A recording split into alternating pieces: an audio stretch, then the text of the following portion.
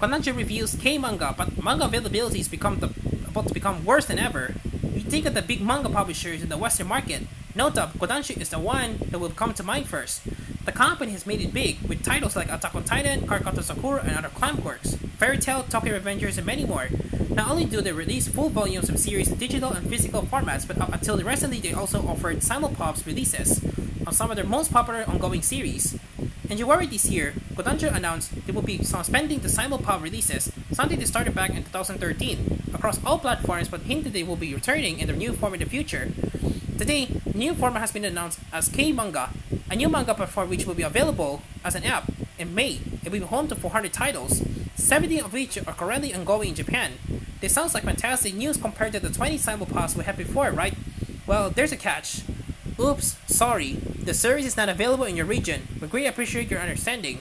At the time of writing, K-Manga will only be available in the US, something Kodansha representative confirmed to journalist Deb Aoki as part of the statement made to the Beat.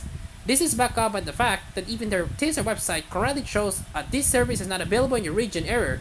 When I try to access it from here in the UK, there's no mention that the service will be rolled out to other regions in the future. It's not unusual for a big manga platform to be region locked to the US. Manga Plaza is in a similar situation, as an alpha manga, but what's most disappointing here is that Kodansha has shown us for almost a decade that there's nothing prohibiting them from releasing these titles in the UK and Europe on a variety of platforms, from Crunchyroll Manga, Asobi on digital storefronts, where you go buy the chapters to own like Kindle, Bookwalker, and so on. And the statement made at the time of the simulpop titles being suspended makes it clear that they more than likely will not be returning to any services. This publisher some of the biggest titles in the world, and in a time where manga is more popular than ever and the industry continues to grow year after year.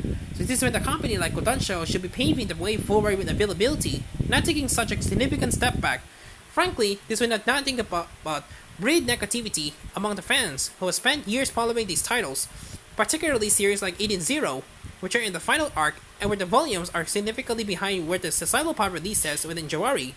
As someone who read many of these titles myself, I wasn't happy when they were removed, but I was always hopeful they'd be coming back in the form of co-access. Now my only option to see the series shown to the end is the wait of the volume releases, while friends across the pond will be able to finish the series several months before I can. Then even if K-Manga does make it to the UK, it's not going to be as good a service as we had before. What we've seen of it so far suggests it's a reskin of one of Kodansha's Japanese apps, Manga Pocket. Same color scheme, mascot, and banners in the app, which offers the latest app chapters for free, but operates on a pay currency system for accessing anything else. Similar to how Manga App operates. This means you need the coins or similar which need purchasing, rather than being app able to access content under a flat subscription. This in itself isn't a huge issue, given it's a popular distribution model in Japan and most companies follow it. There's another drawback for the English readers who have enjoyed access to titles from subscription models instead. Perhaps what's most frustrating here is that both we as the audience and the publishers have seen the good that can come from the global same-day releases, like with the Shonen Jump app. So it's ridiculous that you take away a decade's worth of experience doing almost exactly that and lock it to one market. As someone who wants to see this market to grow and do better, it's frustrating to watch and makes me even more concerned about the industry going forward. This is not what I wanted to see from a market leader like Kodansha, and even if it does launch outside the US later, it's going to be tough to win back the audience who have gone elsewhere for the manga fix.